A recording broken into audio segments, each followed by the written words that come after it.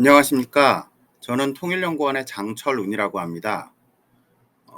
오늘은 북한의 군사전략과 대응과제라는 주제로 강원 통일교육센터에서 운영하는 열린 통일 시민강좌 중 한 강좌를 진행하도록 하겠습니다. 먼저 목차입니다. 제가 말씀드릴 순서는 서론, 북한의 군사력 평가, 북한의 군사전략, 지속과 변화, 결론, 우리의 대응과제, 이런 식으로 구성이 되어 있습니다. 북한의 군사력 평가는 남북한 군사력 비교라는 관점에서 설명을 드리도록 하겠습니다. 북한의 군사 전략은 기존에 우리가 북한의 군사 전략이라고 판단했던 요인들을 지속과 변화라는 관점에서 비판적으로 재평가하고 제8차 노동당 대회 이후에 북한의 군사 전략이 어떻게 변화하고 있는지를 평가하는 순으로 말씀을 드리겠습니다. 우리의 대응 과제는 윤석열 정부의 통일 대북 정책과 안보 정책, 이어서 한반도의 군사적 긴장 완화를 위한 과제 모색 순으로 말씀을 드리겠습니다. 그러면 지금부터 본격적으로 강좌를 시작하도록 하겠습니다. 먼저 서론입니다. 북한은 2022년 들어서 군사력 강화를 지속적으로 추진하고 있습니다. 먼저 핵미사일 능력 고도화와 관련해서 살펴보면 올해 1월 1일부터 11월 14일까지 북한은 33차례에 걸쳐서 총 64기의 미사일을 발사했습니다.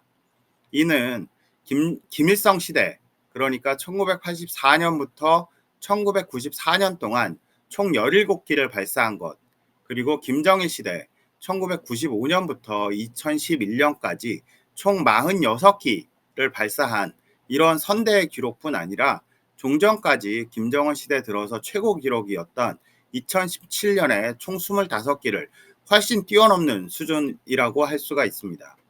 또한 북한은 제7차 핵실험에 필요한 기술적 준비를 사실상 모두 끝내고 정치적인 결단만 남겨놓은 상황으로 알려져 있습니다. 특히나 올해 9월에는 핵무력 정책법을 채택하며 핵무기를 사용하기 위한 문턱을 기존보다 크게 낮춘 것으로 평가됩니다. 이와 관련한 특징은 지금까지 북한은 미사일을 쏘아 올리면서 시험 발사라는 명분을 내세워 왔는데 올해부터는 실전 배치를 특히나 강조하고 있습니다. 그러면서 전략 미사일과 함께 전술 미사일을 내세우고 있다는 점이 가장 큰 특징이라고 할 수 있겠습니다. 이러한 북한의 행태는 미국 본토와 서태평양 지역의 미군 기지를 공격하기 위한 핵탄두 탑재 중장거리 미사일뿐 아니라 남한과 일본 등을 타격할 수 있는 핵탄두 탑재 단중거리 미사일까지 개발을 완료하고 실전에 배치하고 있을 가능성이 커 보인다는 것입니다. 다음 페이지입니다. 그림에서 보시는 것처럼 김정은 시대 들어서 북한은 김일성 시대, 김정일 시대와 비교할 수 없을 정도로 많은 수준의 미사일 시험 발사와 핵실험을 단행해 왔습니다. 특히나 김정은 시대 들어서 눈에 띄는 대목은 가장 오른쪽에 가장 긴 막대 그래프 동그라미가 쭉 쌓여 있는데요. 그 중에서 절반 이상이 진한 남색으로 표시되어 있습니다. 이 부분은 북한이 사거리가 비교적 짧은 단거리 탄도미사일이나 대형 방사포 그리고 초대형 방사포 등을 시험 발사한 그 횟수를 집계한 것이라고 할 수 있습니다. 이처럼 북한은 위쪽 제일 오른쪽 그래프에서 상단부에 위치하는 전략미사일뿐 아니라 우리를 타격할 수 있는 전술미사일 발사를 올해 상당히 많이 진행했으며 그런 측면에서 대남 군사적 우위를 도모하기 위한 그런 것들을 지속적으로 강조하고 있습니다. 앞서서 핵미사일 동향을 살펴봤는데 이와 함께 북한은 올해 재래식 군사력과 관련된 동향도 지속적으로 표출하고 있습니다. 특히나 김정은 위원장은 2021년 1월 개최한 제8차 노동당 대회에서 재래식 군사력 증강 방향과 관련해서 지금까지보다 상당히 구체적으로 지시했습니다. 예를 들어서 국방과학기술을 고도로 발전시키고 첨단 무기와 전투 기술 기재들을 더 많이 연구 개발하여 인민군대를 재래식 구조에서 첨단화, 정예화된 군대로 비약 발전시키는 것을 현식이 국방과학 부문 앞에 나서는 기본 과업으로 규정했습니다. 또한 무장 장비의 지능화, 정밀화, 무인화, 고성능화, 경량화 실현을 군수 산업의 중핵적인 목표로 정하고 연구개발 사업을 여기에 지향시켜야 한다. 이렇게 지시하기도 했습니다. 제8차 노동당 대회보다 몇 개월 앞서 진행된 노동당 창건 75주년 열병식에서 북한은 ICBM으로 평가되는 화성 17형 미사일뿐 아니라 SLBM인 북극성 4시호형 미사일 그리고 총 11정에 달하는 새로운 재래식 무기 체계를 대거 등장시켰습니다. 여기에는 기존까지는 볼 수 없었던 장갑차와 자주포, 주력 탱크, 대공미사일, 레이더 탑재 차량 등이 포함되고 있습니다. 이런 부분에서 북한의 군사력 증강 방향은 크게 두 가지로 나눠서 살펴볼 수가 있습니다. 앞서 말씀드렸던 것처럼 그리고 우리 모두가 주목하는 것처럼 핵미사일 능력을 북한은 지속적으로 고도화시켜 나가고 있습니다. 기존에 파괴력이 크고 멀리 비행하는 전략무기 개발 중심에서 고체 연료를 사용하는 탄도미사일, 그리고 순항미사일, 발사 플랫폼의 다양화, 급초음속 탄두 개발 등 전략무기와 전술무기를 함께 개발하고 있으며 두 가지 무기 모두 생존성을 극대화하기 위한 전략을 추진하고 있습니다. 한편 재래식 군사력과 관련해서는 기존의 재래식 구조에서 첨단화, 정예화된 군대로 발전시켜야 한다는 김정은 위원장의 지시에 따라 지능화, 정밀화, 무인화, 고성능화, 경량화를 추진하고 있는 것으로 평가되고 있습니다. 그러면 이어서 북한의 군사력 평가를 남북한 군사력 비교라는 관점에서 진행해 보도록 하겠습니다. 먼저 재래식 군사력입니다. 상비 병력은 2020년 12월을 기준으로 보시는 바와 같이 북한이 한국에 비해서 2배 이상 많습니다.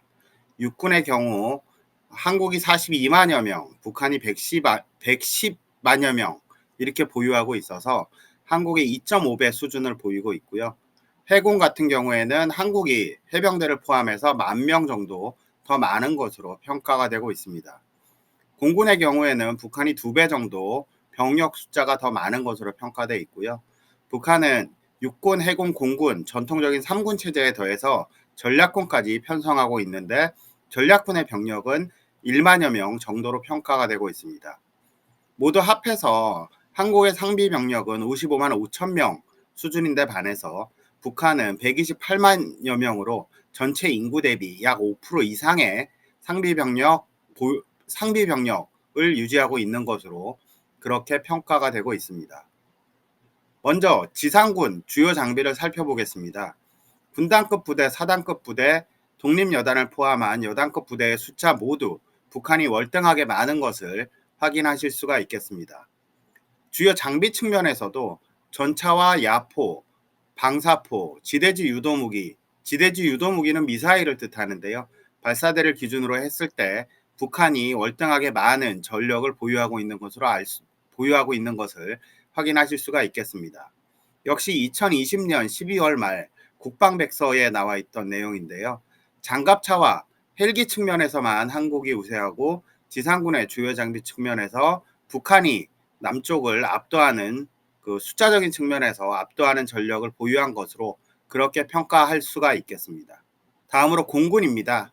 공군 측면에서는 화면에서 보시는 것처럼 전투 임무기와 감시 통제기, 공중 기동기, 훈련기 이렇게 크게 4가지 항목으로 분류해서 국방백서에서는 평가하고 있는데요.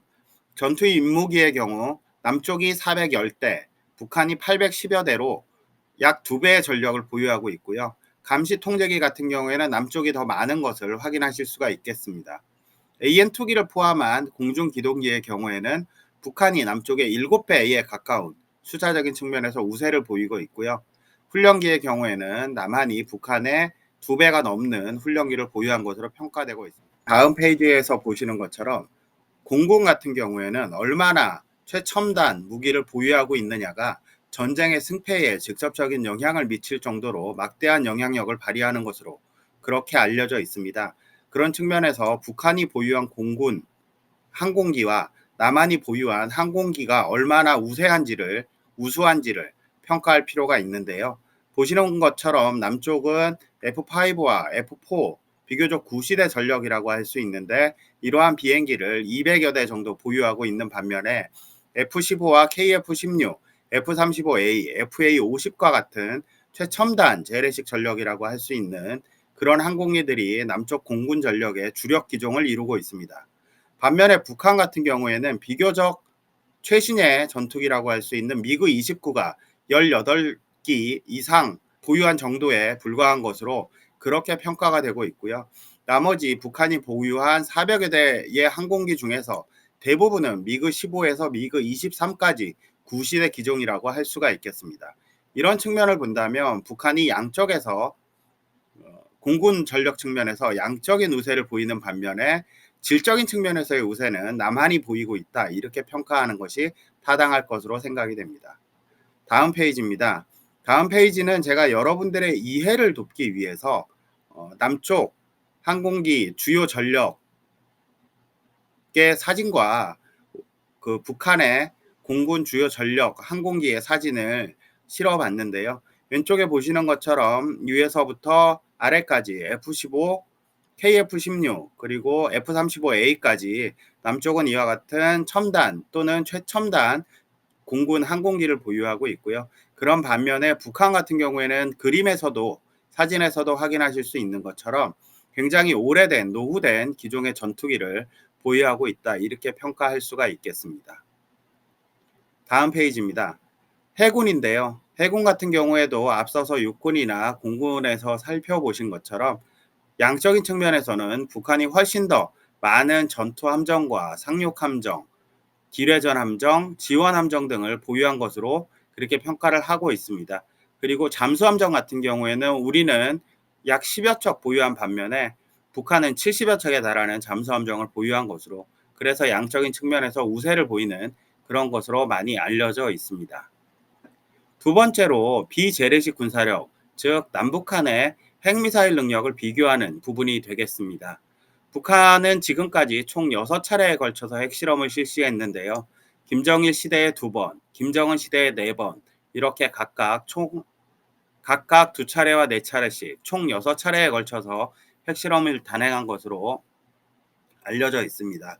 김정일 시대에 실시된 북한의 1차 핵실험과 2차 핵실험의 추정 위력을 살펴보면 0.8킬로톤에서 4킬로톤으로 폭발력이 약 4배 정도 증가한 것을 확인할 수가 있고요. 김정은 시대 들어서도 8에서 20킬로톤, 6에서 7킬로톤, 10에서 20킬로톤, 50에서 250킬로톤 정도로 폭발력이 나날이 증가해 간 것을 확인할 수가 있겠습니다. 그렇다면 이러한 북한의 핵능력에 맞선 우리의 대응 방안은 무엇이냐? 가장 중요한 건 한미동맹에 기반한 미국의 확장 억제력이라고 말씀을 드릴 수가 있겠습니다.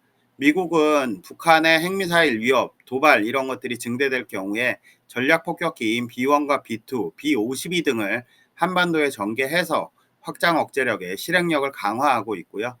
기본적으로 미니트맨 3라는 대륙간 탄도미사일을 통해서 이와 같은 전략 핵전력을 통해서 북한의 핵미사일 위협에 대응을 하고 있습니다. 또한 포세이돈이라는 잠수함 발사 탄도미사일을 탑재한 핵추진 잠수함을 한반도와 주변 해역에 종종 전개시키면서 우리에 대한 확장 억제력 제공을 굳게 다짐하고 있습니다. 미사일 측면에서는 남북한을 별도로 비교할 필요가 있습니다. 다음 페이지 그림에서 보시는 것처럼 우리 미사일 전력 같은 경우에는 탄도미사일과 순항미사일 여러 종을 보유하고 있습니다. 우리 미사일의 사거리를 살펴보면 대체로 한반도를 중심으로 우리가 북한을 타격하기에 적합한 미사일들을 보유하고 있는 것으로 알고 있고요. 순항미사일의 경우에는 한반도를 벗어나서 일본의 대부분 지역과 중국 동북 지역까지 커버하는 것으로 그렇게 평가가 되고 있습니다. 다음 페이지에서 보시는 것처럼 반면에 북한 같은 경우에는 한반도뿐 아니라 동북아 대부분의 지역과 미국 본토, 호주까지 타격할 수 있는 다양한 사거리의 탄도미사일을 보유하고 있는 것으로 그렇게 알려져 있습니다. 이런 측면에서 보면 사거리만을 기준으로 봤을 때는 북한이 남한보다 훨씬 더 우세한 미사일 전력을 갖춘 것처럼 보이지만 사실 한반도를 중심으로 봤을 때는 남북한이 서로 우열을 가리기가 힘든 정도의 상호 미사일 전력을 그렇게 팽팽하게 균형적으로 보유하고 있다, 이렇게 평가할 수도 있을 것 같습니다. 그렇다면 세 번째로 북한의 군사 전략을 지속과 변화라는 관점에서 살펴보도록 하겠습니다.